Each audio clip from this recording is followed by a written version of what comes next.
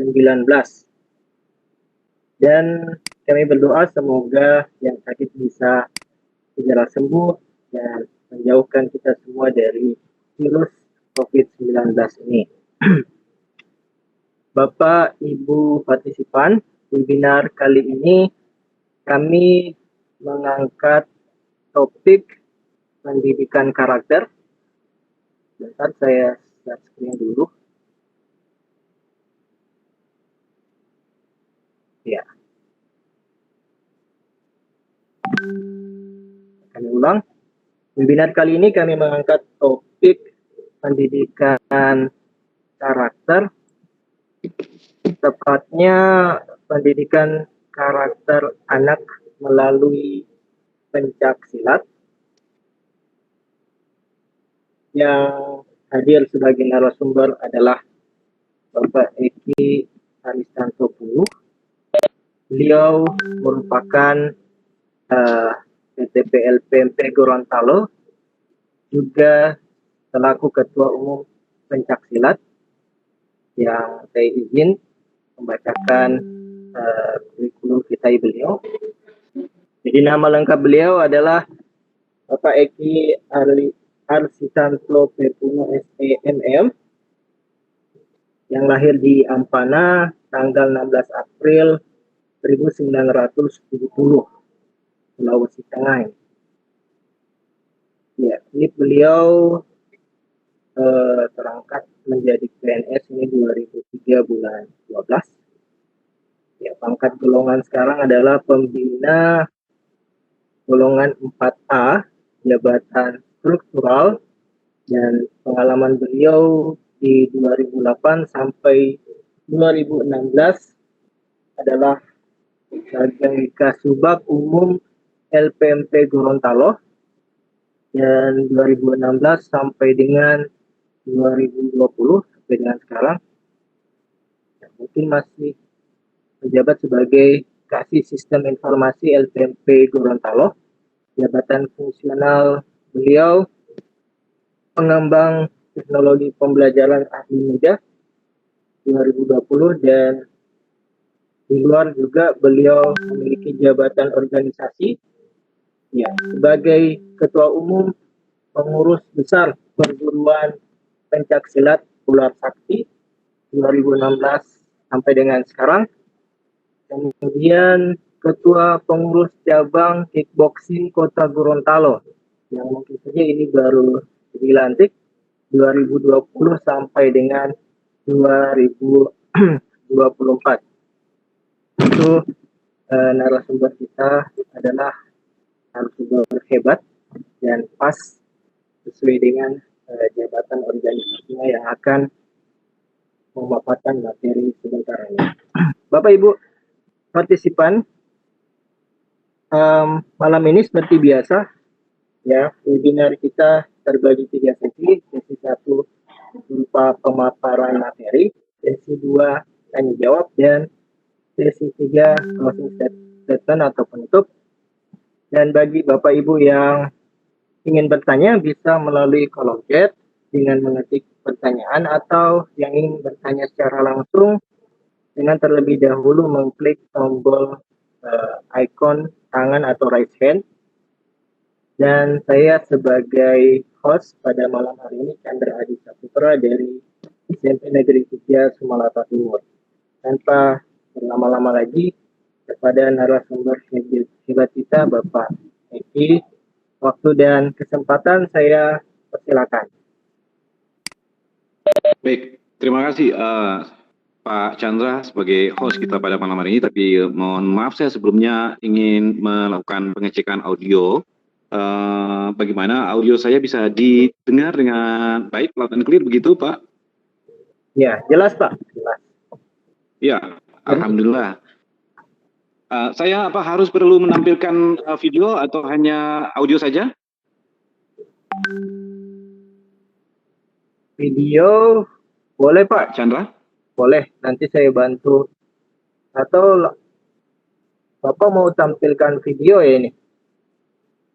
Maksud saya audio saja yang didengar ya, karena mungkin agak audio, kesulitan saya. Boleh begitu, tidak iya. apa-apa? Boleh, boleh Pak. Nggak apa. Baik, kita izin memulai Pak Chandra ya. Siap. Baik, terima kasih. Jadi Bapak dan Ibu partisipan yang saya hormati, saya sangat berterima kasih pada malam hari ini kita bisa bersama-sama berada dalam sebuah media yang mungkin saya memang agak kaget juga dikontak oleh sahabat saya Pak Hamzah Ipi untuk apa ya, ikut berpartisipasi di dalam kegiatan yang khusus mengenai pencaksilat katanya di situ ya. Dan sebentar saya tambahkan dulu, saya punya baterai. Saya lagi numpang di tempatnya orang ini sambil memberikan materi ini. Saya ada di Universitas Muhammadiyah Gorontalo. Saya numpang di front office-nya karena kebetulan pada saat ini saya kebetulan mengawal atau mendampingi anggota saya dari perguruan saya sementara mengikuti open turnamen pencaksilat di sini. Suara saya masih tetap bisa ditangkap, Pak Chandra? Masih Pak, masih. Oh baik, terima kasih. Nah, Bapak dan Ibu partisipan yang saya hormati, saat ini memang seperti layaknya kita berada di dalam sama-sama berada di bidang pendidikan, Bapak dan Ibu sama dengan saya, dan kebetulan saya sejak tahun 2003 sebelumnya memang mungkin di riwayat hidup itu tidak diinikan semua ya, tidak dicatatkan atau tidak ditampilkan semua. Sejak tahun 2003 bersama-sama dengan kawan-kawan di LPMP kami terjun atau katakanlah berubah haluan dari yang sebelumnya saya adalah pegawai swasta masuk ke jadi pegawai negeri dan berkecimpung di dunia pendidikan. Nah, yang malam ini kebetulan saya diamanahkan oleh teman-teman untuk berbagi informasi, jadi saya bukan menyampaikan pengetahuan atau apa, hanya informasi kebetulan mungkin karena saya bergelut di bidang itu, Pak Chandra dan teman-teman, sehingga mungkin saya ada beberapa informasi yang saya miliki lebih dulu atau mungkin lebih banyak dari Bapak dan Ibu. Ya, boleh diputarkan slide saya, Pak Chandra? Ini terlihat Pak. Baik, ini Berikutnya. slide pertama. Oke, slide pertama ya tentang yang kita ingin berbagi pada malam hari ini adalah tentang pengembangan karakter ya, Bapak dan Ibu, melalui olahraga bela diri pencaksilat. Tentu sebelumnya kita harus tahu dulu apa yang dimaksud dengan karakter tersebut. Nah, ini ada beberapa pengertian dari karakter. Jadi adalah seperangkat sifat yang selalu dikagumi sebagai tanda-tanda kebaikan, kebajikan, dan kematangan moral seseorang. Secara etimologi, istilah karakter berasal dari bahasa Latin, karakter yang berarti watak, tabiat, sifat-sifat kejiwaan, budi pekerti, kepribadian, dan akhlak. Baik, Bapak dan Ibu, saya mau ngambil langsung, kalau kita berkaitan dengan pendidikan, saya juga mengambil beberapa teori tentang karakter, yakni juga yang menurut W.B. Saunders tahun 1977 di bukunya di halaman 126 menjelaskan bahwa karakter adalah sifat nyata dan berbeda. Bisa di slide berikutnya ini Pak Chandra ya. Slide berikutnya Pak Chandra tentang pengembangan karakter. Oke. Adalah karakter ada menurut W.B. Saunders adalah sifat nyata dan berbeda yang ditunjukkan oleh individu sejumlah atribut yang dapat diamati pada individu. Nah, dan slide berikutnya, saya kebetulan tidak banyak slide, ini hanya sekitar 9 atau 10 slide yang kita bisa share pada malam hari ini. Nah, yang karakter berikutnya tentang yang dikeluarkan atau diterbitkan oleh Kementerian Pendidikan Nasional, khusus untuk di bidang pendidikan.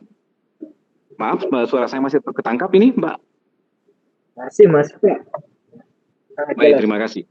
Ini di slide yang keempat, Pak Chandra.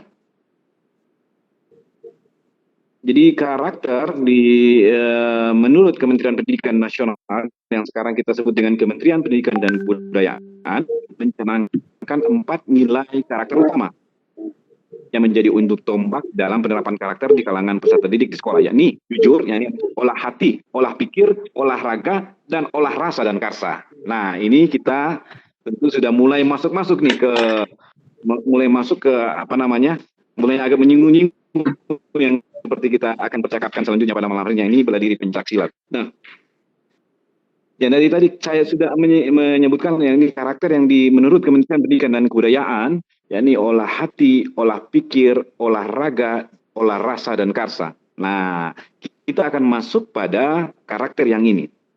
Nah, dengan demikian ada banyak nilai karakter yang dapat dikembangkan dan diintegrasikan dalam pembelajaran di sekolah. Menanamkan semua butir nilai tersebut merupakan tugas yang sangat berat. Nah, tugas yang berat ini adalah yang dimaksud dengan tugas yang berat, tentu tugas sangat berat bagi kita, yakni para pendidik dan tenaga pendidikan. Begitu ya, Bapak dan Ibu ya. Oleh karena itu perlu dipilih nilai-nilai tertentu yang diprioritaskan penanamannya pada peserta didik. Kali ini, pada malam hari ini, kita akan berbicara tentang karakter yang dibina melalui olahraga bela diri. Nah, baik, slide ke-5 Pak Chandra. Nah, slide ke-5 saya langsung kepada yang kita maksud dengan olahraga di sini, yang dari olah rasa, olah pikir, olah karsa. Dan ini olahraga yang kita maksud dalam pembicaraan kita pada malam hari ini adalah pencak silat. Nah, jadi tentu kita sudah tahu bersama, kita sudah sering nonton, kita sudah sering baca, kita sudah sering lihat di sekitar kita mungkin ya, olahraga ini saat ini mulai timbul kembali kegemaran baik dari anak-anak usia dini, remaja maupun dewasa yang mulai tertarik dengan olahraga bela diri pencak silat. Nah, olahraga bela diri pencak silat ini memang kalau ditelusuri asal usulnya atau riwayatnya atau sejarahnya itu kita mendapatkan berbagai macam sumber. Nah, salah satunya ada yang seperti yang ada di slide nomor 5 ini, Pak Chandra.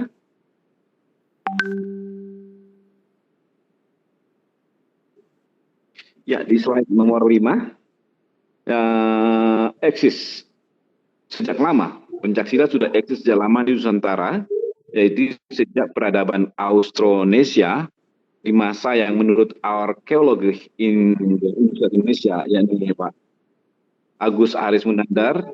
Nah, ini beliau menyampaikan pada bukunya bahwa keberadaan pencaksilat sejak zaman Austronesia itu bahkan sejak zaman 6000 sebelum Masehi sampai dengan tahun 1 Masehi. Nah, luar biasa lamanya budaya ini. Tapi memang pada saat itu belum disebut dengan nama pencak silat begitu ya.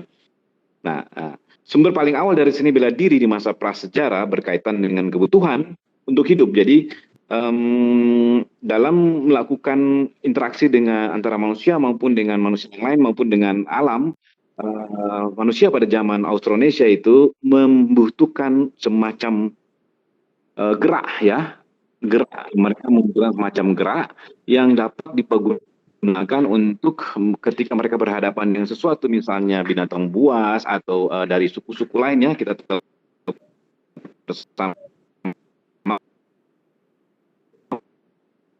pada saat itu tentu disebut risme dan mereka membutuhkan sebuah kemahiran untuk berburu, mencari makan, yang tersedia di alam, dan dengan demikian mereka membutuhkan gerak-gerak yang dapat mereka pakai atau mereka gunakan dalam keperluan tersebut. Nah, ini riwayat atau kisah awal dari yang disebut dengan pencak gitu ya. Nah, selanjutnya ada seorang pesilat dan akhirnya beliau menjadi pelatih, dan setelah menjadi pelatih beliau menjadi dosen yang khusus menulis tentang pencaksilat. Nama beliau Oong Mariono. Beliau adalah seorang pesilat berasal dari Jawa dan sekarang sudah almarhum. Namun kalau kita pernah membaca bukunya Pencaksilat Merentang Dunia, beliau ini adalah penulis awal atau seorang pesilat pelatih yang membuat buku tentang pencaksilat. Inilah penulis pencaksilat yang pertama, ya, atau orang pertama yang menuliskan tentang pencaksilat. namanya Oong Mariono. Nah, menurut Pak Oong Mariono, bahwa bela diri itu sudah eksis dan berkembang di abad ke-7, ia berkembang hingga ke wilayah kerajaan-kerajaan lain di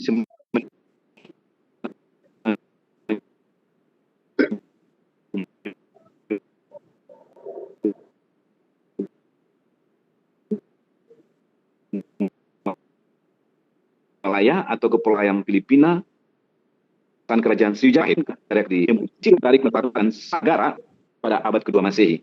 Namun kebanyakan literatur mengenai asal muasal pencaksilat berhulu pada tradisi lisan, artinya disebutkan dari mulut ke mulut, sehingga diperlukan penulisan lebih jauh. Yang pasti tiap wilayah lantas memunculkan silat dengan ciri khas masing-masing. Nah, untuk melihat kekhasan dari silat, kita akan saya mohon maaf, saya mau cek lagi audio saya bisa tertangkap dengan baik, Pak Chandra? Baik Pak, baik. Tadi putus-putus ya. Sekarang sudah bisa ditangkap Pak ya? Ya. Baik, ya. Ya, saya lanjut ya Pak ya? Silakan Pak. Baik, jadi di Sumatera, selain silat Melayu yang berasal dari Riau, yang tersohor adalah beragam silat Minang yang ketika dipertontonkan diiringi musik. Jadi ada silet, kalau di Melayu atau di daerah Minangkabau, bahasa Melayunya dari silat itu disebut silet. Jadi pencak silet. Kalau pencak ini biasanya kita bisa dapatkan kalimat ini dari berbagai suku-suku yang bahkan sampai ke daerah dan Thailand. Tetapi silet itu khusus bisa kita dengar, kita dapatkan dialek itu di Melayu atau daerah Minang. Jadi silat milik dengan silat yang tidak tertunda yang dia juga diiringi musik. Jadi kalau di Minang ketika mempertontonkan atau menampilkan suatu gerakan-gerakan ada diiringi musik disebut silet. Kalau di daerah Pasundan atau di daerah Parahyangan juga demikian diiringi dengan gendang ya. Rata-rata musik yang dimaksud di sini adalah gendang begitu. Baik. Sampai di situ inilah riwayat singkat dari pencaksilat di Indonesia. Untuk selanjutnya kita bisa nanti sambung di sesi tanya jawab ya. Nah, sekarang kita mau masuk ke pencaksilat kami, pencaksilat ular sakti. Jadi perlu saya mungkin ada sedikit berpromosi Pak Chandra dan teman-teman bahwa mungkin saya bacakan sedikit ya riwayat pencaksilat ular sakti yang merupakan sebuah perguruan historis yang berada di Provinsi Gorontalo. Jadi baik begini, pencaksilat ular sakti berasal dari sebuah perguruan bela diri yang berawal dari perkumpulan bela diri tradisional yang dilatih oleh seorang tabib yang berasal dari Makassar, seorang keturunan Tionghoa ya. Nama beliau adalah Ko Chin Ho di tahun 60-an di Makassar. Perkumpulan bela diri ini berlatih dan mempraktekkan jurus-jurus kungfu sebenarnya ya, yang berasal dari daerah kungfu Shaolin Selatan. Nah, di Suhu atau Sifu Ko Chin Ho ini selain membuka toko obat tradisional Cina juga mengajarkan bela diri secara individual, tidak dikomersikan, artinya tidak dipungut biaya. Nah, semua muridnya adalah pemuda-pemuda keturunan Tionghoa. Ini cerita di Makassar ya, di Jalan Tangil kalau nggak salah di Masaka, daerah Bawakaraeng, Jalan Bawakaraeng di Makassar itu. Nah, jadi semua murid dari si Sifu tukang obat ini adalah keturunan Tionghoa, kecuali seorang pemuda yang berasal dari Kota Maja Gorontalo, belum jadi provinsi kita pada saat itu. Karena ini cerita di tahun 80-an, Pak Chandra dan teman-teman. Pemuda tersebut bernama Sidi Malabar, seorang keturunan India yang lahir di Gorontalo dan belajar sampai ke Makassar, dan di sana dia ikut di perguruan yang ada di Makassar ini. Jalan Kandia, maaf saya, Jalan Kandia ya. Nah, perguruan ini namanya awalnya adalah perguruan berdiri Black Shadow. Dia menggunakan bahasa ini ya, bahasa Inggris, jadi bayangan hitam begitu. Nah, tapi mereka mempraktikkan atau mempelajari jurus-jurus. Ini tahun 75 ceritanya, jurus-jurus dari Shaolin Selatan. Jadi kita bisa tambahkan nanti kalau nanti ada sesi tanya jawab bisa ditanya kenapa ada selatan, berarti ada utara ya. Nah, nanti kita bisa percakapkan. Selanjutnya, kenapa olahraga bela diri kungfu berubah menjadi pencaksilat, menjadi ular sakti? Maka di tahun 81 ketika saat itu almarhum Hasan Abbas Nussi menjadi wali kota, ketika beliau berkunjung ke Makassar, di sana beliau membaca koran dan ada di situ berita mengenai kejuaraan bela diri di kota Makassar. Nah, karena Pak almarhum Hasan Abbas Nussi ini juga tertarik dengan olahraga bela diri, maka beliau ikut nonton di sana. Nah, pada saat itu dia melihat ada seorang pemuda bernama Sidik Malabar yang menjadi juara di pertandingan full body contact ya. Full body contact itu nanti kita akan percakapan sebentar. Di situ dia menjadi juara, Pak Sidik Malabar ini, dan akhirnya Pak almarhum Hasan Abbas Nussi mengetahui bahwa pemuda yang bernama Sidik Malabar ini ternyata orang Gorontalo. Sehingga almarhum Hasan Abbas Nussi meminta Sidik Malabar untuk kembali ke Gorontalo dan membuka perguruan di Gorontalo. Oke, singkat cerita, setelah mengurus berbagai macam izin dan segala macam persetujuan dari gurunya yang ada di Makassar, Kak Sidik Malabar, begitu kami manggil beliau, membuka perguruan dengan nama yang berbeda dengan nama perguruan yang ada di Makassar. Bagaimana kisah nama Ular Sakti? Kalau kita mendengar namanya, mungkin terdengar agak lebay ya Pak Chandra ya. Ular Sakti agak lebay begitu. Tetapi saya akan menceritakan sejarah dari penamaan perguruan ini. Nama perguruan ini tidak sembarang diberi, dan yang memberi adalah seorang pejuang nasional, yakni Bapak almarhum Nani Wartabone. Awalnya nama perguruan ini dikonsultasikan oleh almarhum Margundama bersama dengan almarhum Hasan Abbas Nussi dan Kak Sidik Malabar berkunjung kepada almarhum Bapak Nani Wartabone untuk meminta persetujuan atau meminta fatwa, kalau kita sebut sebut demikian, tentang nama, bahkan sampai ke lambangnya, logo maksud saya. Saat itu Pak Nani Wartabone memberikan nama perguruan ini dengan nama bahasa Gorontalo, yakni Tulidu. Oleh sang pejuang, nama serta gambar logo itu dianjurkan seperti yang kami jadikan yang sampai dengan saat ini. Namun untuk berikutnya Kak Sidik Malabar berkonsultasi lagi kepada, ini di slide nomor 9 ya Pak Chandra. Slide nomor 9. Ya, sudah Pak. Oke. Nah, seperti inilah kisahnya sampai nama. Baik, nama dari perguruan kami yang ada di Gorontalo. Nah, kita sampai kepada slide terakhir, yakni kenapa pengembangan karakter dikaitkan dengan pencaksilat.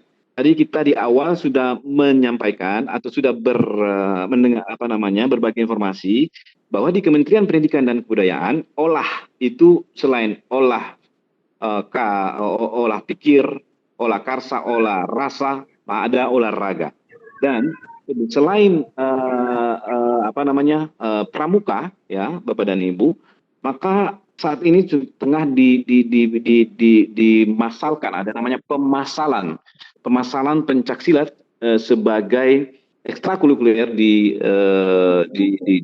sekolah dasar maupun menengah ya. Dan pada saat ini, malam ini adalah malam pembukaan Open Turnamen pencaksilat se-Sulawesi yang dihadiri oleh pesilat-pesilat dari Sulawesi, bahkan dari Maluku Utara dan Maluku ya, yakni Open Turnamen Piala Rektor Universitas Muhammadiyah Gorontalo yang kedua, yang saat ini tengah diikuti. Bapak dan Ibu bisa bayangkan pesertanya itu 540 orang, dan ada dibagi untuk usia dini, untuk seni dan tanding, dan ada dibagi juga untuk pemasalan dan prestasi. Luar biasa sekali yang dilakukan oleh organisasi Muhammadiyah Gorontalo, yang di Universitas Muhammadiyah Gorontalo sudah yang kedua kalinya menyelenggarakan Open Turnamen pencaksilat. Nah, ini di slide terakhir, di slide yang slide yang ke 10 Pak Chandra. Di slide yang ke-10. Bapak dan Ibu, di slide yang ke-10 bisa dilihat ya di sana Pak Chandra ya. Bisa, pengembangan karakter ini Pak. Oke, pengembangan karakter anak melalui pencaksilat. Betul sekali. Kenapa melalui olahraga bela diri pencaksilat? Karena hanya ada 4 poin yang saya coba angkat, nanti kita akan percakapan lagi di sesi tanya jawab.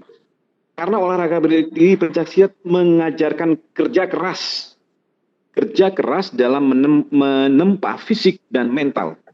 Itu yang pertama. Yang kedua, karena olahraga bela diri pencaksilat mengajarkan hormat, sopan santun kepada guru, pada coach, serta menghargai tingkatan senioritas. Jadi ada beda-beda ya, sabuknya sabuk, dari sabuk-sabuk itu ada ujian kenaikan sabuk, dan setiap perbedaan sabuk itu menunjukkan senioritas, dan dalam senioritas itu ada penghormatan kepada para senior.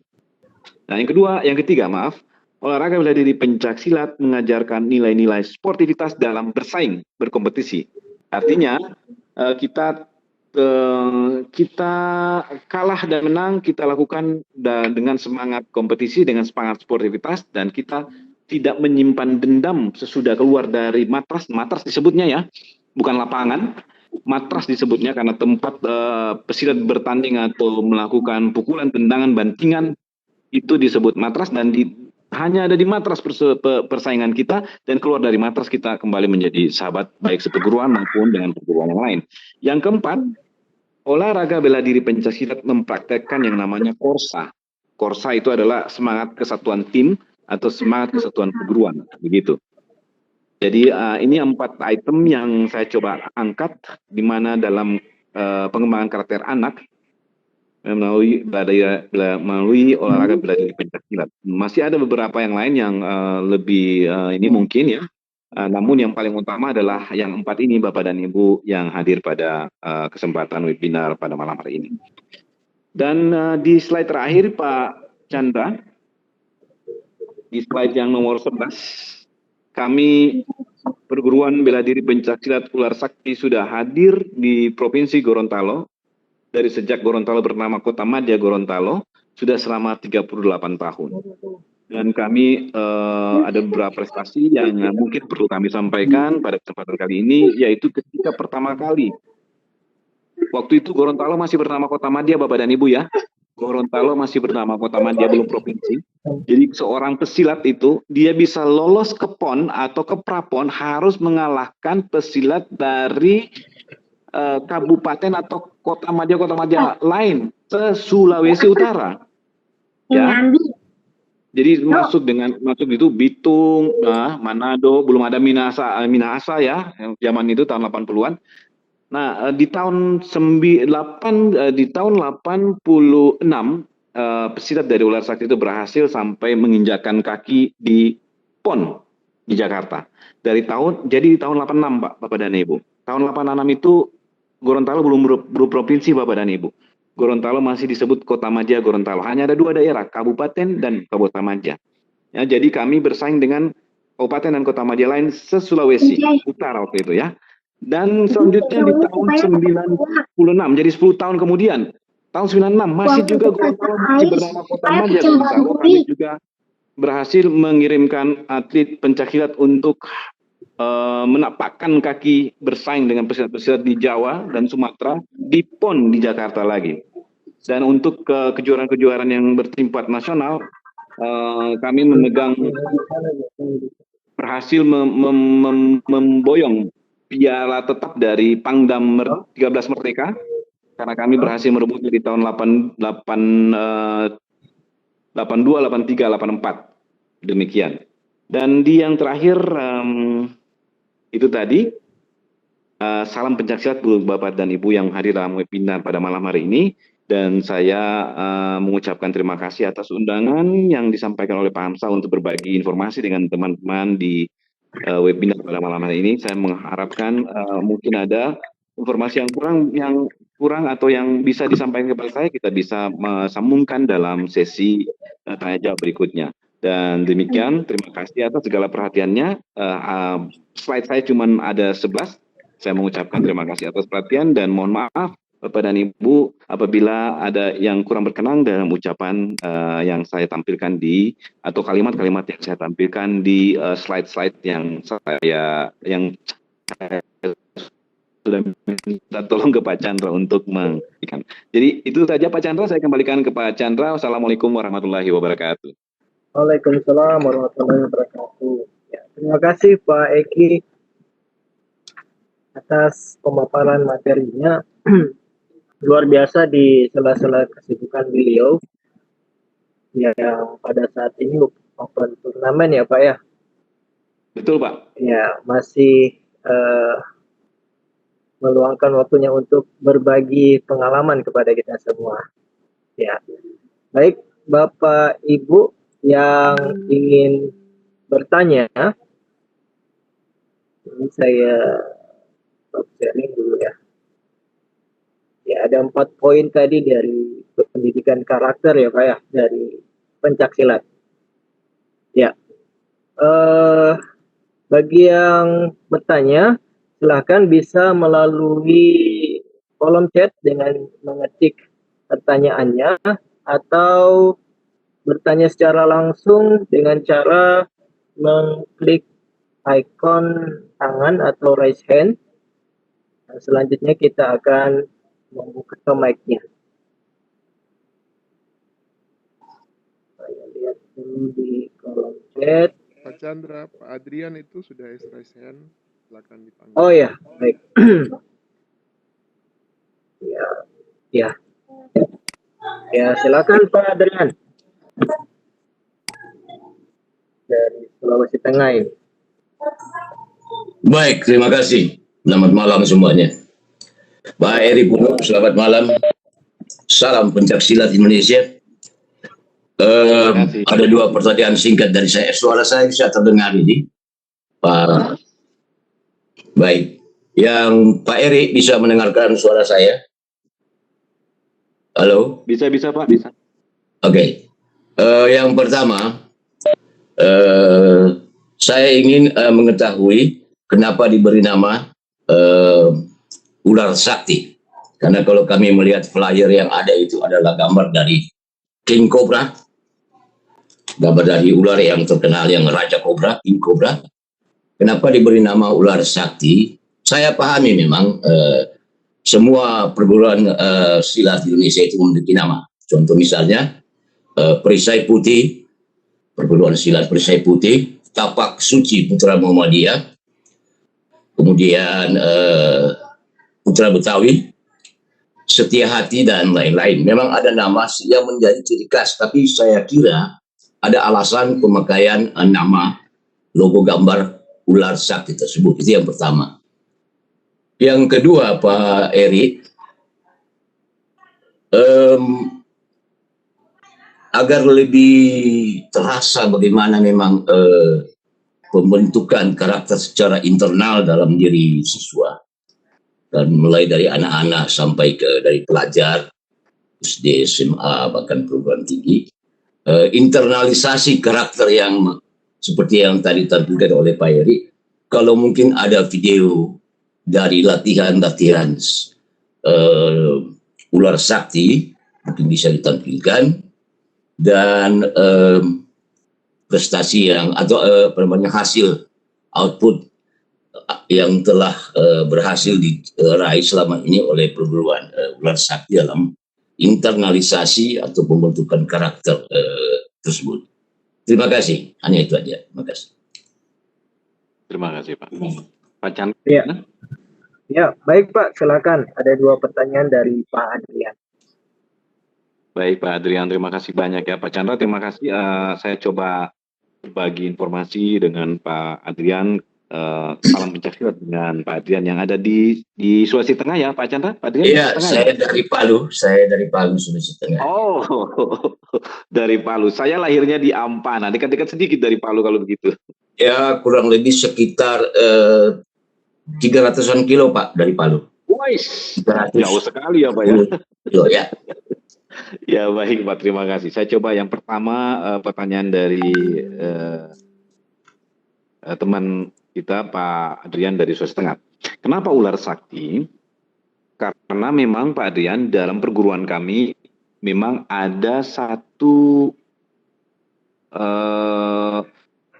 ada 24 jurus yang memang menggunakan jurus ular, begitu ya Pak ya?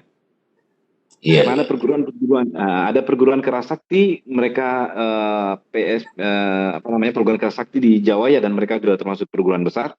Ada Tapak Suci, dan ada beberapa perguruan, khususnya perguruan-perguruan yang berasal dari atau katakan begini ya. Dulu ini kan perguruan yang mengadopsi, sorry, bukan mengadopsi. Dulu ini adalah perguruan yang mempraktekkan jurus-jurus kungfu dari Cina Selatan atau dari Shaolin Selatan. Nah, dan mereka di waktu di Makassar itu memiliki memang kekhasan atau keistimewaan khusus di jurus ular begitu. Sehingga itulah dinamakan menjadi perguruannya Ular Sakti begitu Pak Adrian. Iya, iya. Jadi kami ada 24 namanya 24 kembangan atau 24 jurus dari jurus 1 sampai 24 dan itu menyebut memang ketika sudah sampai ke yang 20 sampai 4 itu sudah sangat kental dengan memang jurus ular begitu Pak Adrian. Ada unsur Jeet Kune Do-nya di dalam berarti Pak ya? Kalau Jeet Kune Do itu sudah penerapan atau pengembangan dari Lee Xiaolong ya, dari Bruce Lee. Ya, Kami kalau Jeet Kune Do mungkin agak beda aliran dengan kami Pak Adrian. ya. Nah, begitu. Untuk ular sakti saat ini kalau ke Bapak dan Ibu teman-teman, utamanya Pak Adrian atau teman-teman yang lain bisa melihat di YouTube. Di situ kalau mengetik ular sakti, di situ kami ada semacam anjang sana ke sekolah-sekolah, ke sekolah-sekolah di Gorontalo ya maksud saya, yang di sekolah-sekolah SD, SMP, SMA,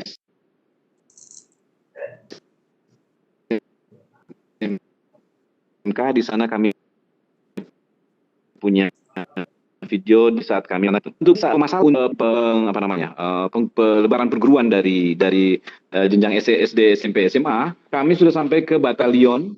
Jadi di Gorontalo itu ada batalion infanteri 713 yang kompinya ada 4.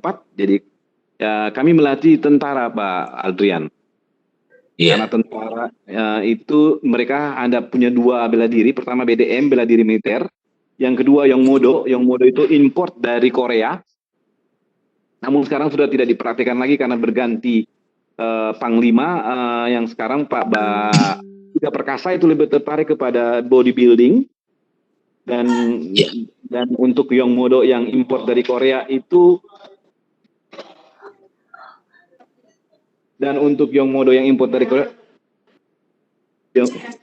Yongmodo yang diimpor dari Korea itu dianggap terlalu ini apa namanya. Kalau Pak Adrian dan teman-teman menonton pencak silat, bisa melihat bahwa dia lentuk, dan kalau Yongmodo terlalu keras karena dia banyak menggunakan bantingan dan dia lebih banyak ke ground fighting begitu Pak Adrian. Yeah. Lebih banyak ke ground fighting begitu ya. Jadi ada grappling segala macam dan dia menentukan kalah menang itu ketika di ground fighting, perkelahian di bawah gitu. Iya. Nah, untuk prestasi ya seperti itu. Nah, untuk prestasi kami itu untuk pemasaran pencaksilat di Gorontalo kami melatih kompi A, kompi B, kompi markas, kompi bantuan. Dan saat ini mereka juga sedang ikut di pertandingan yang malam ini saya hadiri. Dan untuk atlet-atletnya, alhamdulillah seperti yang saya sebutkan tadi, ada yang sejak tahun 86, 96, dan untuk rata-rata ya, kalau Bapak dan Ibu tahu PPLP, pusat pendidikan dan latihan pelajar, di dalamnya ada taekwondo, karate, atletik, tenis meja, dan berbagai macam olahraga termasuk pencaksilat. Khusus di Gorontalo, pesilat yang banyak masuk ke PPLP itu adalah pesilat yang berasal dari perguruan kami. Demikian Pak Adrian. Ya, oke. Terima kasih banyak Pak Eri. Terima kasih. Ya, terima kasih. Saya kembali ke Pak Chandra. Ya, terima kasih Pak Eki. Baik, kita beralih ke pertanyaan selanjutnya. Ini ada yang raise hand.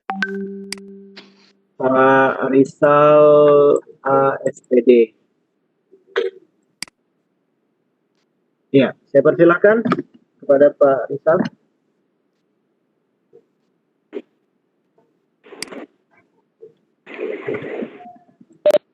Ya, halo, monitor Pak Rizal.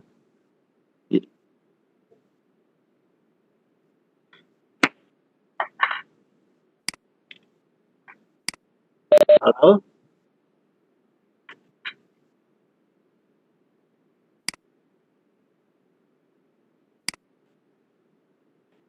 Ini sudah saya on-kan ini mic-nya.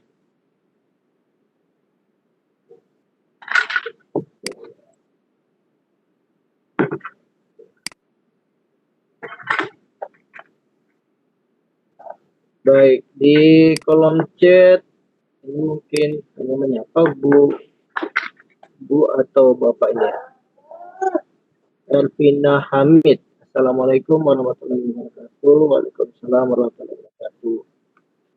Bu Elvina, kalau ada yang ingin ditanya secara langsung,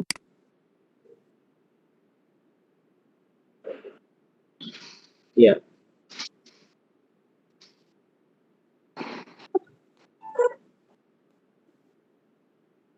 Ya, luar biasa ini materi kita malam hari ini.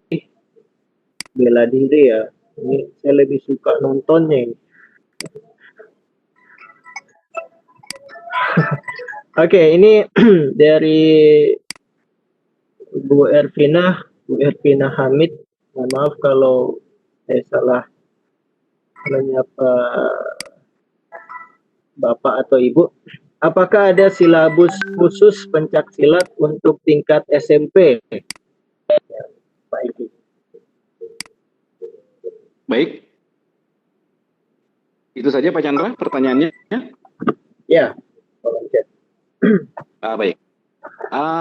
Begini Bapak dan Ibu, mungkin juga dalam webinar kali ini para partisipan ada juga yang memahami ya tentang pelatihan bela diri pencak silat.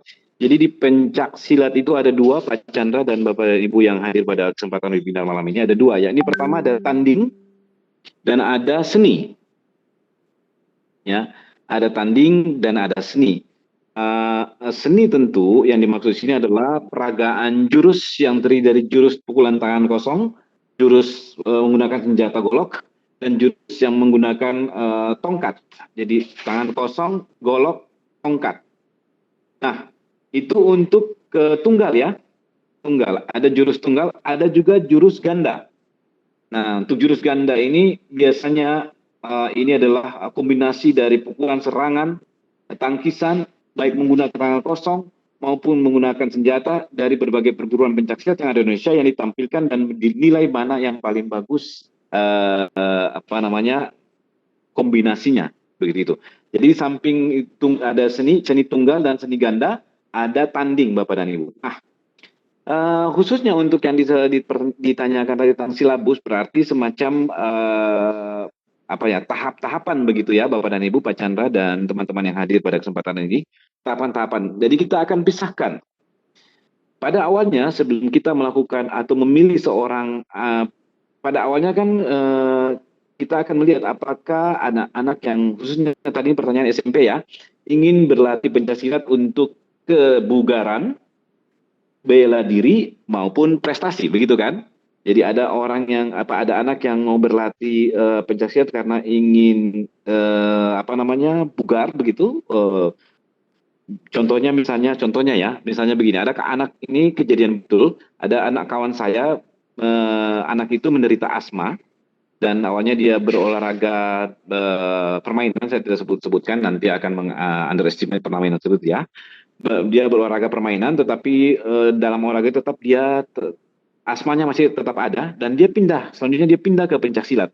Alhamdulillah setelah ikut di olahraga pencaksilat dan dia memilih seni atau seni tunggal ya, jadi dia mempraktekkan hampir ada 160 gerakan yang terdiri dari gerakan tangan, golok dan tongkat. Alhamdulillah sampai saat ini asmanya sudah tidak kambuh-kambuh lagi. Nah, seperti itu ya. Nah, jadi ada prosedur atau tahapan untuk berlatih pencaksilat yang dibagi dua, yakni seni tunggal maupun ganda serta tanding, begitu Pak Chandra. Nah, itu disesuaikan dengan umur. Ada usia dini seperti sekarang ini ya, saat kami ada di Gorontalo saat ini di Universitas Muhammadiyah Gorontalo. Saat ini itu ada anak usia dini, jadi dari yang masuk dari kelas 1 sampai kelas pokoknya SD ya. Bahkan yang ada yang masih ya kelas 1 sampai kelas 3, 4 sampai 6 begitu, yang masih dianggap usia dini kalau untuk pencaksilat. Nanti kalau SMP baru dianggap remaja, dan SMP sampai SMA itu remaja, dan sesudah SMA itu barulah dewasa. Nah, untuk anak-anak SMP itu disesuaikan begitu.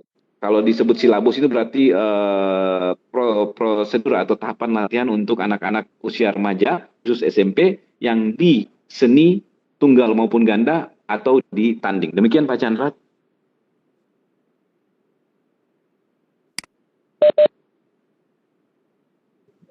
Halo, iya, halo. Tes. Ya, sudah saya Ya, tadi baik. sudah sampai. Mungkin Ya.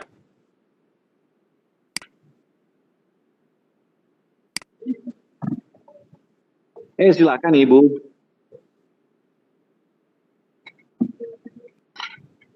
Waalaikumsalam warahmatullahi.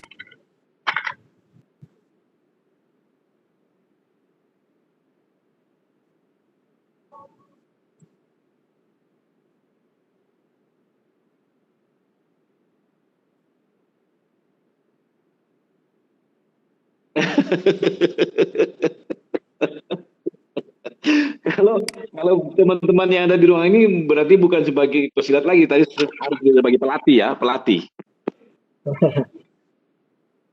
Harus sebagai pelatih mungkin ya Bapak dan Ibu ya. Jadi untuk usia-usia kita, jadi saya coba menjawabnya dengan lebih serius. Untuk usia-usia kita memang ada gerakan-gerakan khusus yang tidak bisa lagi kita lakukan, Bapak dan Ibu. Ada gerakan-gerakan yang sudah tidak bisa kita lakukan. Saya kasih contoh misalnya, berlari saja, ya kita sudah tidak dianjurkan untuk berlari dengan memaksakan berlari sekencang-kencangnya kan Bapak dan Ibu. Kalau saya boleh sebutkan, usia saya saat ini sudah 50 tahun Bapak dan Ibu. Sehingga saya tidak dianjurkan lagi untuk melakukan running speed gitu ya. Jadi tapi mencampur antara lari, jalan, dan cepat begitu. Jadi jalan cepat, lari gitu ya. Ada campur-campur, tidak bisa lari lah terus. Karena usia begitu. Oleh karena itu untuk di pencaksilat pun untuk usia seperti saya sudah tidak lagi mempraktek, karena kan ada tendangan yang tingginya dari yang sasarannya lutut, sasarannya perut, sampai sasarannya kepala kan Bapak dan Ibu. Dan itu tendangan yang diarahkan dari ke depan ya, berhadapan. Ada juga kan tendangan yang memutar. Nah, yang seperti itu mungkin kalau kita yang sudah berusia 50-an dan kita tidak sering mempraktekkan, kita tidak dianjurkan untuk melakukan. Kecuali ada beberapa gerakan-gerakan yang dikhususkan untuk kita, untuk mempelancarkan peredaran darah, begitu Bapak Ibu ya, untuk membuat kita menjadi segar. Kalau kita segar kan pikiran kita menjadi sehat, kita punya jernih. Kalau kita pikiran jernih kan imun kita menjadi kuat. Kalau imun kita menjadi kuat kan insya Allah corona tidak masuk kan Bapak dan Ibu. Demikian Ibu.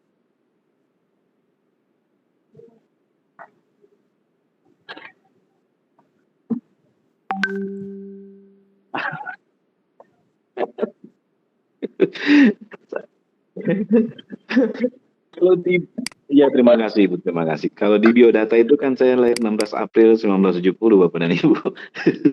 Jadi udah 50 tahun yang lalu. Demikian Pak Chandra, saya kembalikan ke Pak Chandra. Mungkin masih ada lagi yang ingin berbagi informasi dengan saya. Pak Chandra. Baik. Terima kasih Pak Eki. Saya ingin bertanya ini Pak. Silakan, Pak Ini Chandra. terkait dengan pendidikan karakter anak ya. Kira-kira bagaimana kita mengukur ya Pak ya? Bagaimana mengukur bahwa pendidikan karakter anak melalui pencaksilat itu bisa tercapai? Baik. Kepada anak itu. Baik Pak Chandra. Jadi untuk ini kan intangible ya. Karakter itu hal yang intangible, artinya hal yang tidak nampak kan Bapak dan Ibu, tapi tidak seperti dia tak benda begitu Bapak dan Ibu ya. Karena karakter, tapi karakter itu kita rasakan dan akan kita lihat. Nah, seperti di slide yang nomor 10 Pak Chandra, di sana ada saya coba angkat 4 hal yang dapat diperoleh seorang anak ketika dia mengikuti latihan pencaksilat. Ya, hal yang pertama adalah dia diajarkan untuk bekerja keras. Bekerja keras dalam hal keras yang benar-benar keras, Bapak dan Ibu. Yakni yang pertama yang ditempa adalah fisiknya. Ya, Bapak dan Ibu, untuk sampai kepada ujian kenaikan sabuk ya, Bapak anak-anak ini mengikuti latihan-latihan fisik yang disesuaikan tentunya dengan umurnya. Dan tentu kita paham bersama bahwa latihan fisik juga itu terkait langsung dengan mentalitas mereka. Mereka tidak akan mudah ngambek, tidak akan gampang mudah letoy begitu atau istilahnya apa ya, patah patah semangat begitu ya Bapak dan Ibu ya. Itu yang pertama. Bisa diukur dari situ. Ketika mereka terbiasa melakukan mempraktekkan kegiatan-kegiatan fisik yang keras dan dengan mental yang bagus, maka ininya tidak akan mudah letoy begitu, tidak akan mudah patah semangat. Itu yang pertama yang bisa diukur Pak Chandra. Yang kedua, kita akan melihat mereka akan semakin santun karena dalam perguruan, tentu kita lihat bukan hanya di perguruan kami Ular Sakti, itu dipraktekkan, sudah lama dipraktekkan sapa salam salim ya, sapa salam salim seperti itu sudah lama, baik dari dimulainya proses pelatihan awal sampai di penutupan sebelum sesudah doa.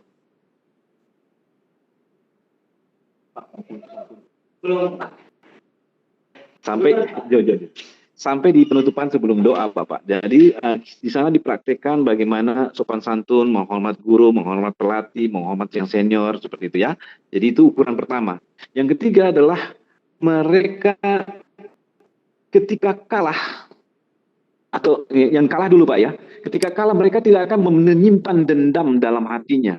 Karena ini mereka menjunjung sportivitas. Mereka diajarkan untuk bersaing, berkompetisi dengan sportivitas.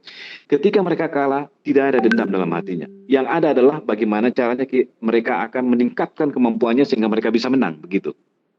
Ketika mereka menang, mereka juga tidak diajarkan untuk berlebihan dalam kemenangannya. Gitu Pak Chandra. Itu yang ketiga. Yang keempat, ukuran dari keberhasilan pendidikan karakter dalam pencaksilat, mereka dibentuk untuk menghormati kesatuan atau kelompok begitu ya.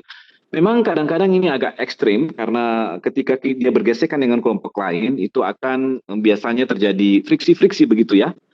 Tetapi tentu kita sangat mengharapkan bahwa anak-anak kita itu terbiasa mempraktekkan bersatu kita teguh, bercerai kita runtuh, ya kan? Sehingga dalam pencaksilat juga forsa perguruan itu sangat dijunjung tinggi. Jadi 4 hal yang utama yang saya coba angkat itu merupakan ukuran keberhasilan dari penempaan karakter melalui pencaksilat. Demikian Pak Chandra. Ya, terima kasih Pak. Jadi semakin tinggi sabuk seharusnya semakin jadi rendah hati Pak ya. Oh harus Pak. Iya, semakin tertanam. Luar biasa. Ini ada pertanyaan lagi Pak dari kolom chat. Siap. Adakah materi atau buku video panduan pencaksilat untuk tanding dan seni? Kalau ada, bisakah dibagi? Oke. Baik Pak Chandra dan teman-teman yang hadir dalam webinar pada malam hari ini. Jadi saya mau menyampaikan tentang Ikatan Pencaksilat Seluruh Indonesia, namanya IPSI, Ikatan Pencaksilat Seluruh Indonesia, yang saat ini ketuanya adalah Bapak Prabowo Subianto, Pak Jenderal Prabowo Subianto. Nah, khusus untuk IPSI, karena untuk perguruan itu biasanya kita harus belajar langsung di perguruan, kami tidak membuka secara mempublish secara keseluruhan dari jurus-jurus perguruan kami. Tetapi kalau IPSI, karena itu adalah olahraga bela diri prestasi, maka untuk seni itu bisa diunduh atau dilihat di googling di YouTube ya. Kita ketik saja jurus IPSI, maka dia di situ akan muncul semua jurus dan diperlihatkan secara perlahan-lahan hingga kita bisa belajar untuk anak-anak kita. Tetapi kalau untuk memerlukan pendamping, jika Bapak dan Ibu yang berada di Sulawesi Tengah, di mana saja Bapak dan Ibu yang berada di ruangan meeting pada malam hari ini, tentu berasal dari berbagai daerah ya, bisa menghubungi perguruan-perguruan pencaksilat yang ada di daerah Bapak dan Ibu, mereka biasanya mampu mempraktikkan jurus perguruannya sendiri, kayak kami jurus-jurus pencaksilat dari Ular Sakti itu jurus perguruan kami, dan kami juga bisa mempraktikkan jurus-jurus seni yang punyanya IPSI, Pak Chandra. Ya, nah itu yang untuk seni ya. Nah, yang untuk tanding itu juga bisa dilihat di YouTube, Pak Chandra. Di situ ada bagaimana teknik namanya sapuan, ada teknik pukulan, ada teknik bantingan, ada teknik tendangan, ada teknik kaitan, ada teknik guntingan. Ini yang merupakan khas dari pencaksilat, guntingan. Nah, itu bisa dilihat semuanya di sana. Nah, kalau ingin mempelajari atau kita minta ada pendampingnya, maka memang harus merapat ke perguruan-perguruan yang ada di daerah Bapak dan Ibu, yang di dalamnya itu ada pelatih-pelatih yang mampu mengajarkan hal-hal tersebut. Demikian Pak Chandra, terima kasih. Ya, terima kasih Pak Eki.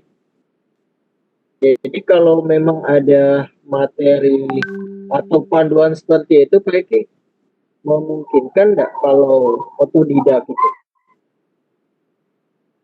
Bagaimana Pak? Jadi kalau ada buku panduan atau materi seperti itu, memungkinkan nggak kalau bisa belajar mandiri? Belajar mandiri, ya sulit ya Pak ya? Begini Pak Chandra, memang ada juga yang mampu, langsung mengolah dari, ya ada yang mampu ya Pak Chandra. Saya tidak menafikan bahwa memang ada yang mampu belajar mandiri. Namun kalau menurut pendapat saya ya Pak Chandra, lebih bagus dia didampingi oleh pelatih dari perguruan begitu Pak.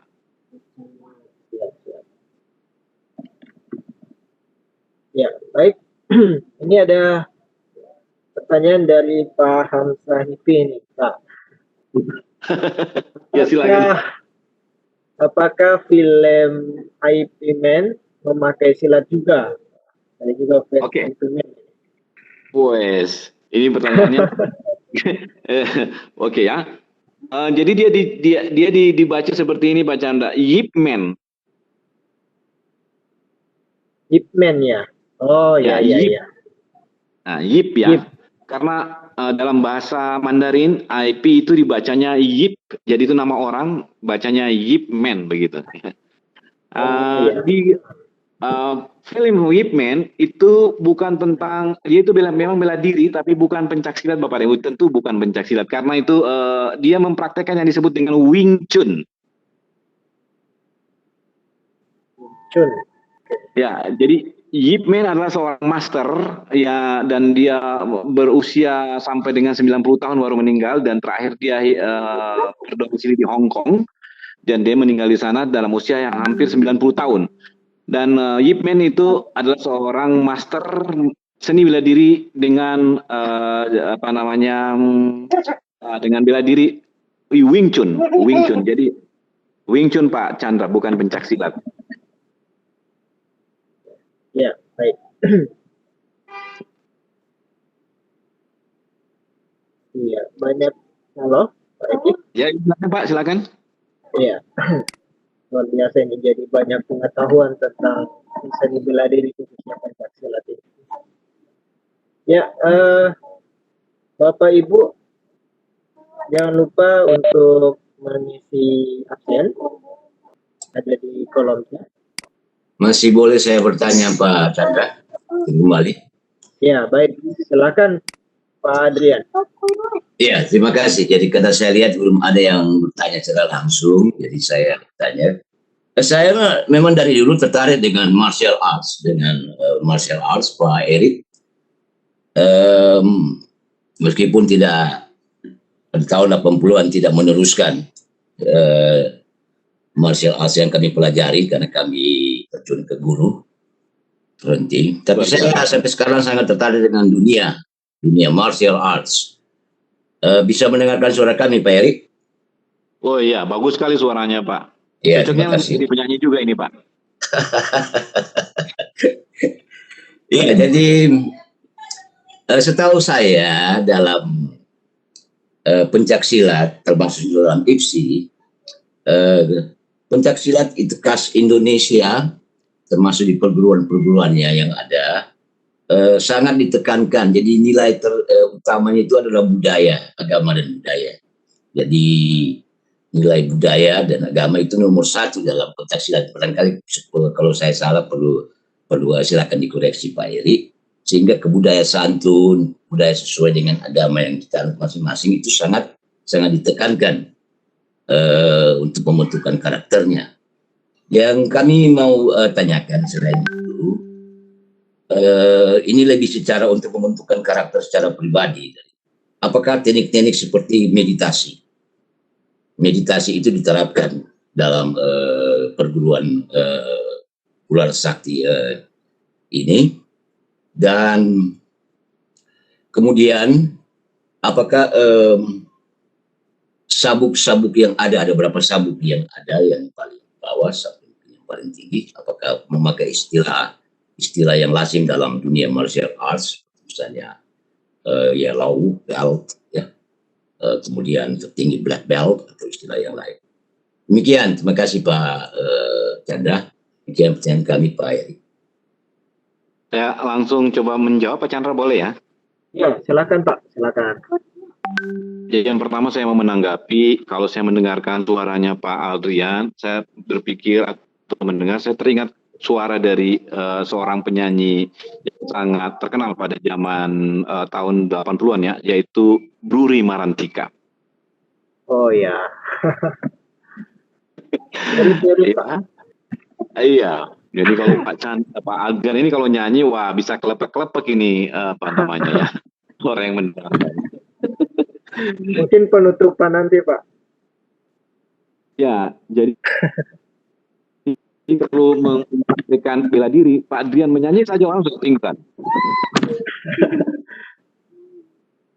Oke, baik, saya coba menjawab yang ditanyakan oleh Pak Adrian tentang meditasi.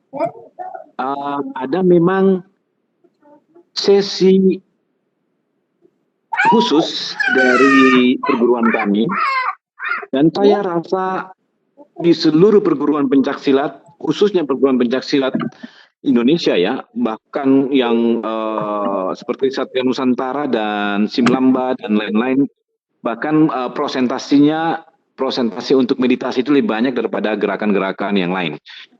Di kami untuk sesi meditasi itu dikhususkan bagi pesilat-pesilat yang akan mempersiapkan diri turun dalam pertandingan fighting, begitu. Dia perlu melakukan meditasi, itu ada. Dan saya rasa betul yang disampaikan oleh Pak Adrian, ciri khas dari budaya timur kita itu memang ada meditasi. Yang kedua tentang kesantunan dan segala macam yang dipraktekkan dalam bela diri, itu memang sangat sesuai. Ada 3 yang terdaftar di IPSI, Ikatan Pencaksilat Indonesia, yang dikotai oleh Jenderal Prabowo Subianto. Ada sekitar 365 perguruan pencaksilat seluruh Indonesia. Namun kalau mau didata lebih daripada itu, ada 1000 lebih nama-nama perguruan yang ada di Indonesia ini. Yang masuk di dalam IPSI baru 365-an, begitu Pak Adrian. Dan yang menjadi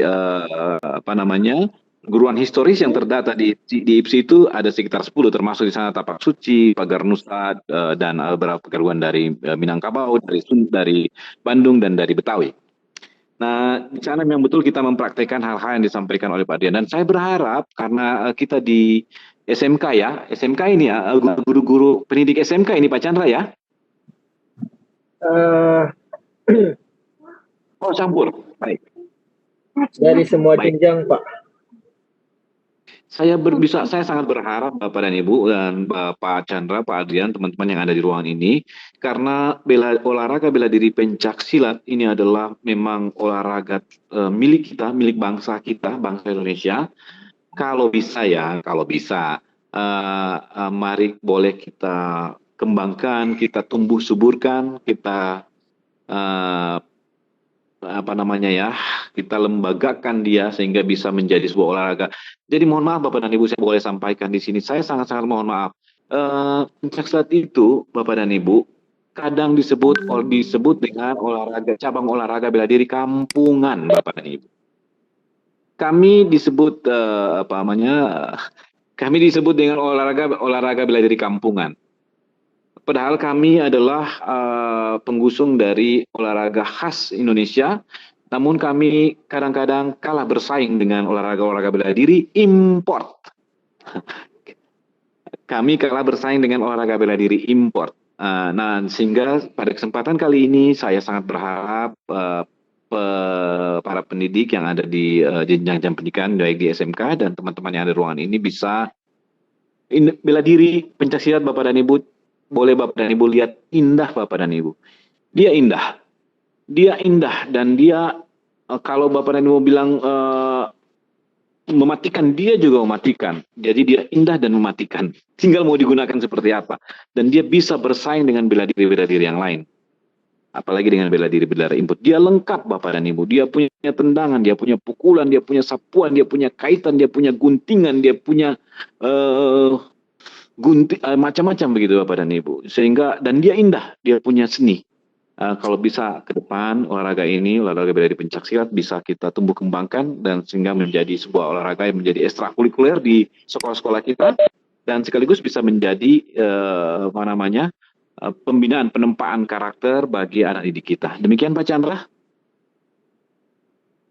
Iya. Amin. Jadi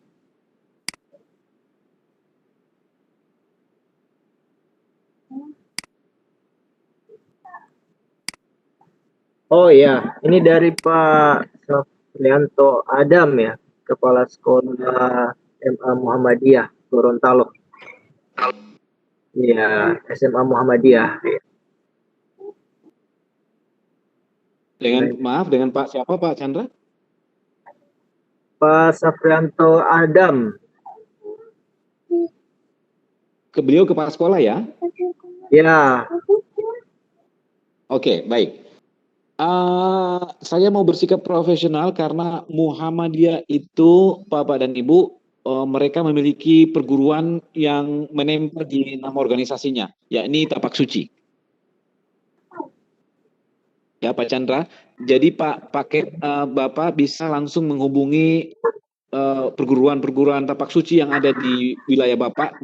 Jadi Tapak Suci itu sudah ada di seluruh di cabangnya di seluruh kabupaten dari Kabupaten Puato sampai Bone Bolango ada sama dengan kami.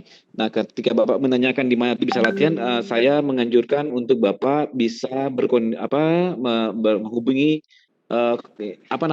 Komda kalau nggak salah mereka itu atau pimpinan wilayah atau apa untuk perguruan Tapak Suci. Jadi karena Muhammadiyah itu dia melekat dengan Tapak Suci Pak Kep. Demikian Pak Chandra. Iya, baik. Jadi dengar materi ini terasa bugar ya Bu Herl ya. Ini ada saran bugar di masa pandemi ini. Ya baik Bapak Ibu, 36 partisipan masih ada waktu. Tentu juga Pak Eki ini beliau malam hari ini punya kegiatan. Jadi kita manfaatkan selagi masih ada langsung ketua umumnya.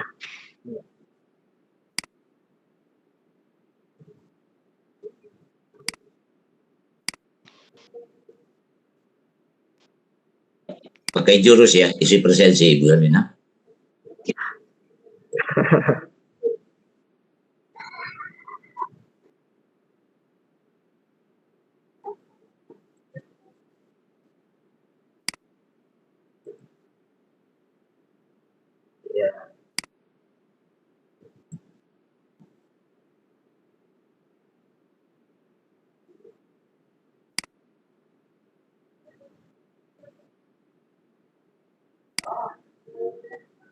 Ada satu lagi Ibu maaf saya lupa tadi Ibu Herlina. Ibu Herlina ada satu lagi karena saya dari tadi mendengarkan Ibu dan perempuan ya, khusus untuk perempuan. Saat ini kan kita sering mendengar kata-kata pelecehan seksual Ibu ya. Oh, iya. Atau bully ya, atau bully apa istilahnya kalau di Indonesia kan itu bahasa Inggris bully. pemakzulan atau apa istilahnya ya, kepada anak-anak kita, khusus yang perempuan, Bapak dan Ibu, kalau bisa mereka juga diajak untuk berlatih bela diri, Bapak dan Ibu. Karena kita tidak tahu anak-anak kita semua kan punya anak, saya punya anak, Bapak dan Ibu punya anak, khususnya yang perempuan. Kita latihlah mereka untuk belajar, kita mintalah mereka untuk belajar. Selain kita berdoa tentunya ya, berdoa kepada Tuhan Yang Maha Kuasa Allah Subhanahu Wa Taala agar anak-anak kita diberikan keselamatan ya ketika mereka berada di lingkungan yang jauh dari kita. Tapi mereka untuk ikhtiar yang lain juga kalau bisa mereka kita bekali dengan kemampuan-kemampuan teknik bela diri, Bu, begitu. Sehingga mereka bisa katakanlah ketika di saat yang mendesak mereka bisa berusaha untuk menyelamatkan dirinya atau membela dirinya dengan teknik-teknik yang fatal ketika mereka berada terdesak, mereka bisa membahas fatal dan melumpuhkan lawannya. Demikian Ibu, terima kasih.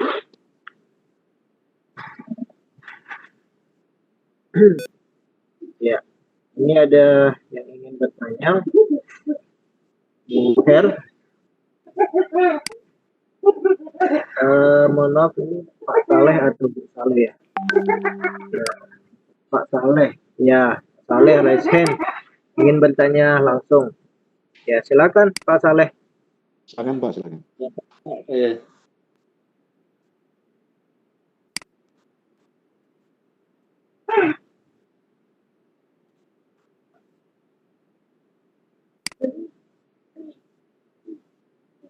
Silakan Pak. Halo, Pak Saleh. Ya, silakan Pak Saleh. Silakan. Ya, belum tersambung. Ini dari Pak Hamzah lagi nih, Pak Eki. Oh iya, silakan. Ya, ini bedanya jurus kungfu dengan jurus tai chi. Oke, baik.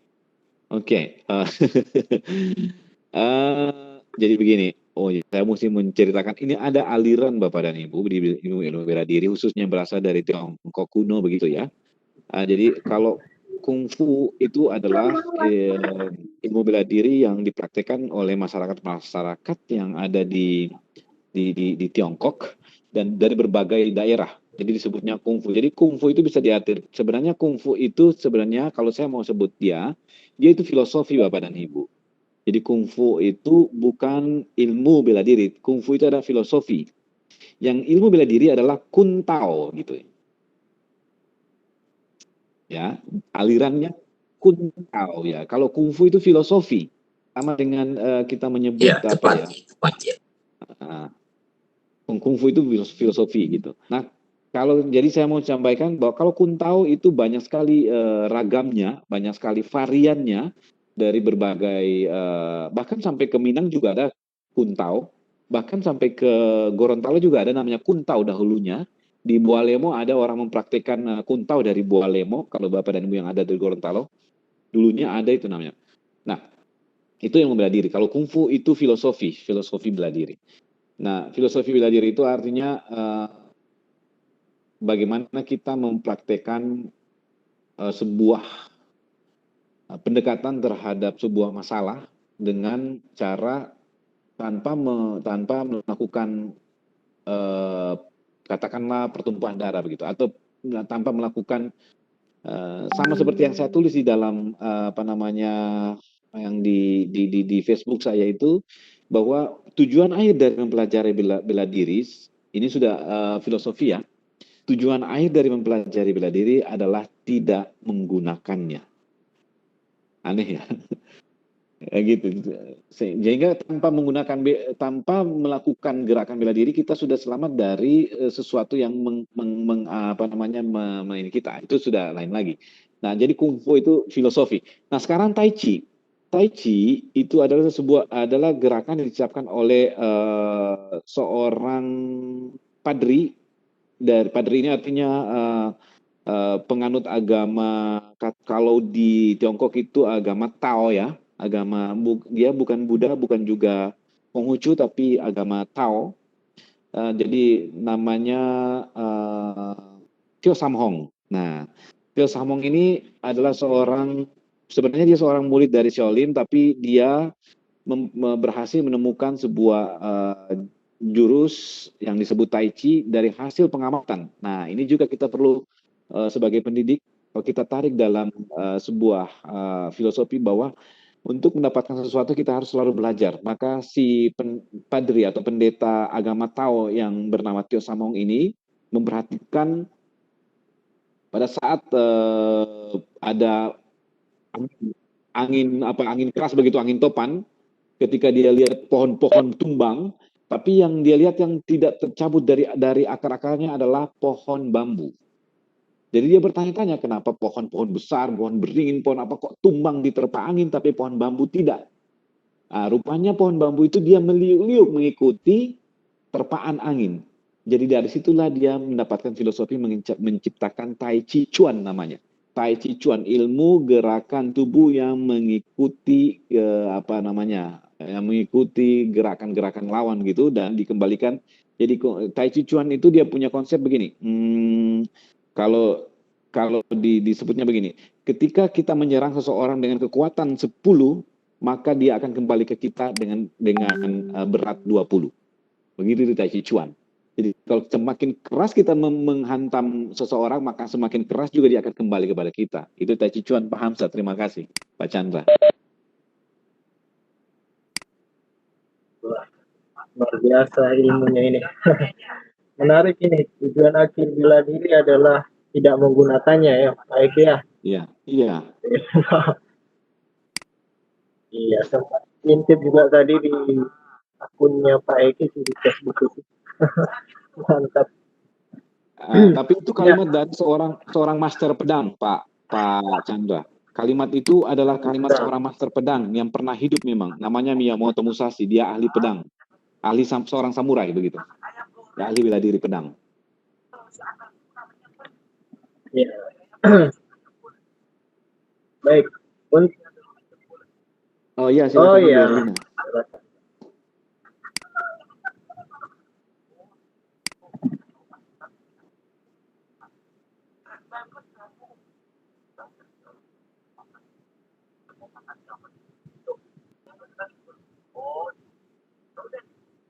Betul, Ibu.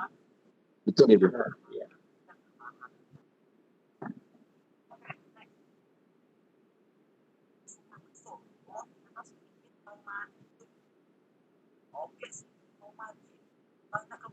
Di desa apa, Ibu? Mohon maaf, boleh saya tanya?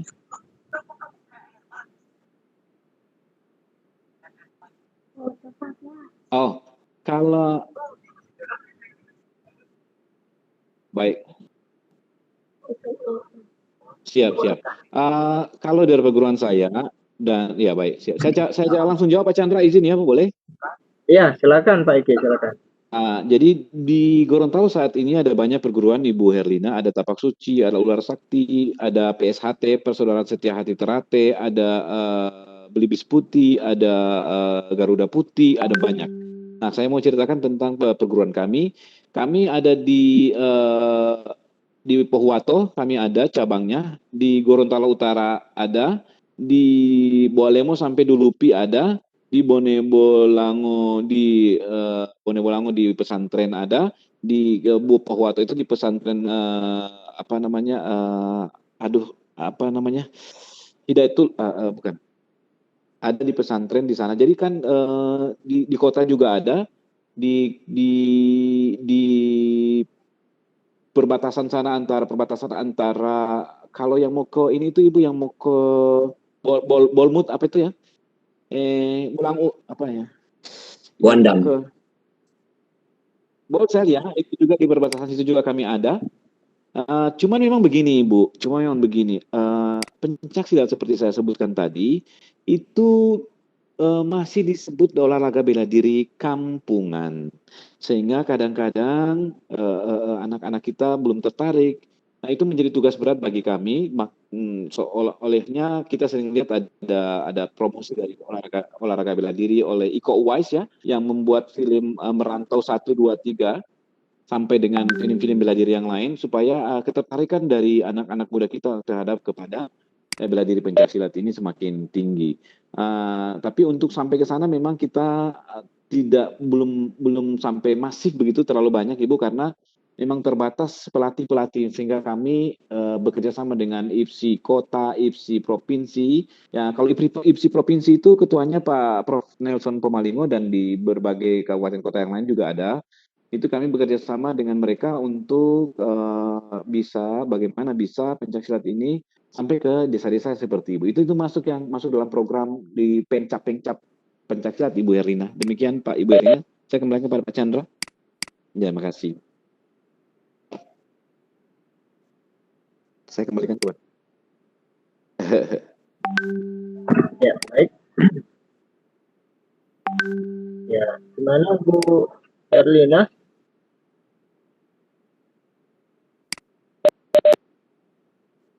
Pak Hamzah? Halo?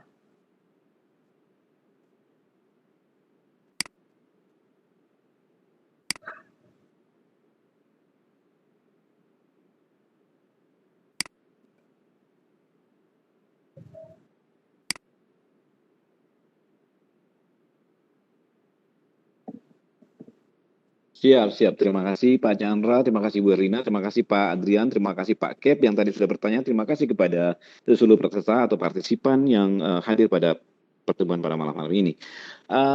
Hanya ada beberapa kalimat yang mungkin perlu saya berbagi dengan Bapak dan Ibu. Yang pertama adalah saya sangat berharap apabila kalau kita ingin membentuk karakter anak selain dengan pramuka, selain dengan menerapkan sapa salam salim, kita juga bisa mempraktekkan atau mengajarkan bela diri pencaksilat kepada anak-anak kita yang dapat menumbuh kembangkan penempaan karakter bagi anak-anak kita, karena kita tahu bersama bahwa karakter itu tidak bisa digantikan oleh aplikasi, bahwa penilaian terhadap seseorang itu yang paling akhir adalah mengenai karakternya. Demikian. Dan kami berharap olahraga bela diri pencaksilat ini menjadi sebuah ekstrakurikuler yang bisa ditumbuh kembangkan khusus di Indonesia dan khususnya di Provinsi Gorontalo. Terima kasih Pak Adrian, terima kasih Pak Chandra, terima kasih semua, Ibu Herlina, terima kasih semua yang hadir pada kesempatan malam ini. Saya mengucapkan permohonan maaf apabila ada yang kurang berkenan. Billahi taufiq wal hidayah. Wassalamualaikum warahmatullahi wabarakatuh. Waalaikumsalam warahmatullahi wabarakatuh. Ya, terima kasih kepada Bapak narasumber hebat kita, Pak Eki. Luar biasa pengalaman beliau, walaupun di tengah-tengah kesibukan Open Turnamen yang sementara berlangsung masih menyempatkan waktu untuk membagikan informasi terkait dengan pendidikan karakter melalui olahraga pencaksilat. Sekali lagi kami atas nama Bosmart mengucapkan banyak terima kasih kepada Bapak narasumber, terima kasih kepada Bapak Ibu partisipan, dan terima kasih pula kepada rekan-rekan Bosmart, ada Lontara, ada Kelor, ada kan kami di Sadar Igi, terus mana lagi ya, mohon maaf jika kami tidak sebutkan. Ya, intinya kami mengucapkan banyak terima kasih. Tentunya suksesnya webinar pada malam hari ini atas berkat kita semua, dan kami bersyukur kepada Tuhan Yang Maha Esa juga. Baik, selanjutnya jika ada informasi mengenai tayangan selanjutnya, kami persilakan kepada Pak Hamzah atau Bu Herlina. Ini ada penyampaian.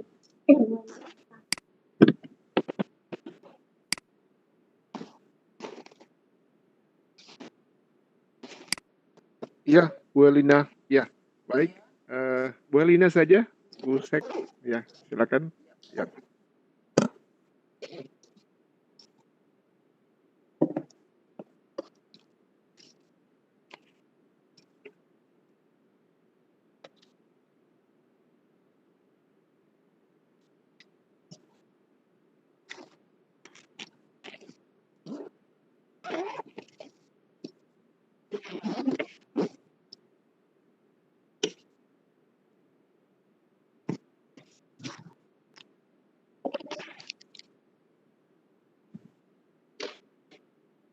Amin. Amin. Waalaikumsalam warahmatullahi wabarakatuh. Ya, terima kasih Pak Eti Punu. Saya sangat Terima kasih. suka dengan materinya. Terima kasih Pak Adrian. Terima kasih.